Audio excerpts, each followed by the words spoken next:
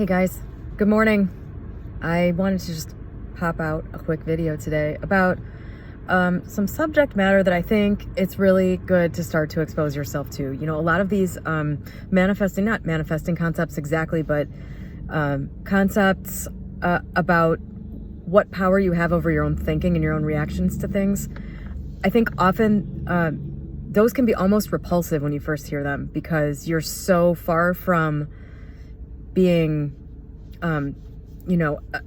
easily able to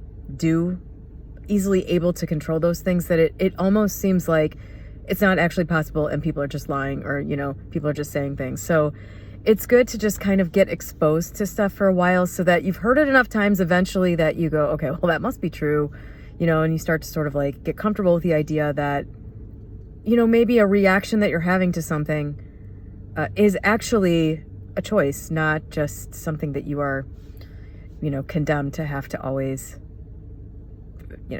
experience with no control. So there is a big underlying support, I think, for there's an underlying major excuse that people rely on, I think, without even necessarily thinking about it, for continuing to think negatively in ways that is very hindering to your progress in getting whatever you want and getting your mind into the place it needs to be in for the things you want in life to manifest easily, naturally. This is more of a broad overall thing than a specific thing.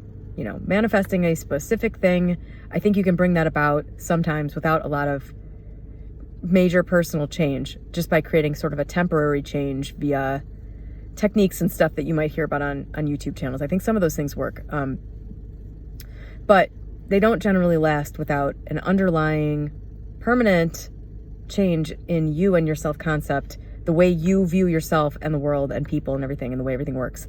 There's generally not a lasting change without a change there. And I think one of the excuses that people have to continue to hold resistance to an idea, to continue to think in the old way that they always have about something, is quite simply protection against disappointment. This is when I cut through whatever my excuse is for why I am continuing to live my life in a certain way, not the Wallace Waddles certain way, in a particular way. It often, more often than not, it comes down to, well, I don't want to actually believe that something could be better here. I don't want to go through the same disappointment I've gone through in the past. That's often the reason that, and it's not, you don't even have to be really that conscious of it, although sometimes I think you are. Sometimes I think it's right on the forefront, especially when it comes to people, when you don't want to think that something, a relationship in your life could be better. Maybe you want it to be better, but you don't want to think it could be better. You don't want to change your thoughts about it. You want to continue to think based on what the 3D world is telling you right now. And there's, I think, at least for me, I don't know if it's like this for everybody. I think a lot of people think the way I do. I don't think I have a wildly unique personality. But through my close personal romantic relationships especially, I've come to realize that people can think quite differently from me. At least they say they do. And so, but I think for the majority of people, for a lot of people, this is true. Like, you don't want to allow yourself to have a better thought because, first of all, this is especially true in areas of life where you're almost certain to be disappointed immediately. If you're anything really, if you're really, like, this is anything. This is like if you're trying to manifest a change in your health, you're trying to manifest a change in your financial situation. Those are generally things that have a lot of roots and have been created from a mental perspective that is probably going to have to wholly die for everything to change. So, this is like Neville Goddard saying, ignore the 3D. this is basically what he's saying. You're going to have to fight through the disappointment, the immediate refutation, physical world refutation of your new belief in order to make progress. And the reason I'm bringing this up in these terms, the reason I'm talking about disappointment, is that I think it's really beneficial to take literally, like, I don't know, the next 2 or 3 minutes of your life and consider how much you loathe the disappointment, how much you loathe when the 3D shows you the opposite of whatever it is you're intending for, and how that becomes this giant boogeyman. It becomes this overblown thing. It's like, it's unpleasant, but we turn it into something you want to avoid at all costs. Like, I think some of this stems back to childhood too. You know, if you ever like really wholly, especially when you're a kid and you like don't really know the way things work, and you get an idea about something, and then you are very disappointed by it not turning out the way you thought it would, or being what you thought it was going to be. I think that makes a huge impression on kids. I'm going to pause right now. I got my ex, who I talk about a lot on this channel. I've probably talked about this here too, because I know I've talked about disappointment before. So again, I'm always like concerned about being repetitive, but it pays to hear things more than once, I think. My poor ex, he's an immigrant from an Eastern European country. The culture shock when he got to America when he was 7 was huge. And like many other boys his age, he was super, super excited when he saw like the trailers for Star Wars. And he didn't really speak the language yet at all, I don't think, but he saw trailers for Star Wars, and it appeared like it was going to be on TV at 10 o'clock. And his dad let him stay up so that he could watch Star Wars, and it turned out it was just the news, like people on the news talking about Star Wars, and he was like horribly disappointed. And it obviously impacted him greatly because he was telling me this story 30 years after it happened. You know, anytime somebody like repeats a story, and if you have like a big story that you remember from your childhood, that thing shaped you. And if you go back and explore it, you can probably really rapidly change something that you have going on in your life. Usually the big stories that you remember are ones that weren't really happy. But it's funny, anytime I hear somebody telling a story and I hear them say it again, I'm just like, wow, the fact that you remember that so vividly, that seriously impacted you, that formed some part of your young personality. And so, knowing that, I've gone back and like anything that I've repeated multiple times from childhood, I look at that and I'm like, what did I take from that? Why did that impact me so much? And those stories just kind of go away once you do that. It's funny. But anyway, the point is, I think we get impacted by these disappointments as kids, and then it gives, you have a growing aversion as you get older to putting yourself in a position where you're going to be disappointed. And when it comes to manifesting and, sort of wholeheartedly embracing the idea that pretty much everything can get better, everything can be, at some point become satisfying for you, because you have 100% control over yourself. And that, while it doesn't translate to 100% direct control over the outer world, it does have the effect of changing the outer world to match the inner, which you have 100% control over. If you're trying to embrace that idea, I think a lot of people have a big shield of, I don't want to be disappointed around me, so I'll dabble in this, I'll think about it a little bit, but I'm not going to put myself in a position to be disappointed. And I'm bringing this up so that you can critically look at how you view disappointment and think about if you are overweighting protecting yourself against being disappointed. You are an adult now, and I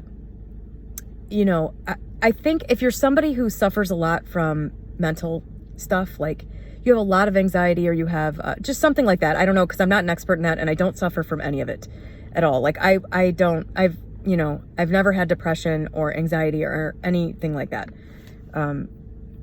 Of course, I felt those things plenty of times and still do, but I wouldn't characterize any of it as like a problem. If you're one of those people, you might want to be more careful. You know yourself and your reactions to things at this point, which are changeable, I promise, even if you have an anxiety disorder or depression. You know yourself better than that. So you know maybe if you need to be a little more careful in this area. But if you don't have any of these issues, my guess would be that you are heavily overweighting your protection against disappointment when it comes to anything that you're trying to change in your life. Any belief that you're trying to, any kind of new idea that you're trying to embrace. The doubts about that thing that are creeping in likely stem from the fear of it not being true or real, or you not getting what you want, or you being a fool for believing that, that kind of thing. I would think about it. Because you know what? Who gives a shit if you get disappointed? What's the big deal? You know what I mean? Okay, so you think something's going to happen and it doesn't. And you're like, what? This thing didn't happen. And then you move on with your life. And then you go, watch an episode of Homeland or something. And you know what I mean? The unexamined life is not worth living. There's a reason why that is a cliche. That there's a reason why Socrates said that. It's because it's true. You're a robot. If you don't think about these things, you will just autopilot to the same end goal, just like a robot would. So, it's really important to, I think, pick apart some of these automatic, feelings-based resistances and responses to things so that you can drop them. If you're aware that you are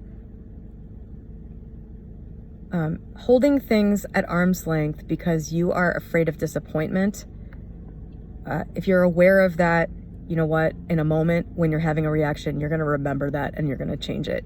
That's how this happens. It's awareness in the moment, and awareness in the moment seems to happen spontaneously. But if you build the foundation of thinking about these things beforehand, getting to know yourself and your reactions beforehand, I think that's what creates those spontaneous moments of awareness that change everything. And again, I just, as a caveat, I want to say that, I don't think it's a good idea to never protect yourself from anything. Doubts exist, I think, for a good reason, to protect you from actual ruin, actual physical harm, stuff like that. So, there's also the skill of discerning between what is a legitimate doubt that you should pay attention to and what is just, something stemming from being a little kid or whatever. That's another reason why thinking about this stuff is valuable, because as you learn the difference between those two things, the illegitimate doubt will start to quiet and legitimate doubt will start to seem much louder. And then this sort of guidance system that's built into you will start to work a lot better. As always, I hope that made any sense, helped anybody with anything. It's something that I think about a lot because it's something that, I think is human to have kind of an issue with on an ongoing basis, especially like if you're trying to change your mind about something that is in your immediate reality. I have a major resistance, especially with people, to thinking positively at all about somebody like outside of me's behavior changing for the positive. Even though I know it's based on me, even though I know people reflect me, in that when I say that, I don't mean in parallel. People reflect me. If there's a change in me and my behavior and my thoughts, it changes how I am presenting myself to another person, which changes how they present themselves to me, even if it's just in subtle ways. And they could seem exactly the same, but our interaction is energetically different. It's more positive, it's more negative, it's more loving, it's more distant, you know, it's like people are constantly giving you feedback about where you're at. So even though I know that, and even though I know that I am the key to all of that, it's still really, really difficult for me to say to myself, this relationship with this person could be totally different if I am different. Like, I am eliciting this behavior. Is this behavior okay? Like, sometimes it doesn't necessarily mean that somebody else being an asshole or something is your fault, but I think it does mean that, you know, you are facilitating that thing existing. If that person is just a douchebag all the time, there's no reason to have them in your life. And if they're not, and you never elicit that from them, then they're not really an asshole. You know what I mean? Does that make sense? These things always end up going down rabbit holes. But anyway, it's really hard for me to look at a relationship that is a certain way, that has a certain dynamic, and to say, God, I really hate this thing about this relationship, but, you know, I'm not going to believe that it always has to be this way. I'm going to let the recent interaction that just happened go completely, knowing that it can and will be different when I'm different. Even having that thought process can be difficult for me sometimes, because I'm just like, no, I don't want to have, you know, no, it's never gonna, I don't want to think that, because then if I'm wrong, then I wasted my time, and I'm going to be pissed and upset, and, you know, as an example. All right. I hope that helps somebody. Have a great day.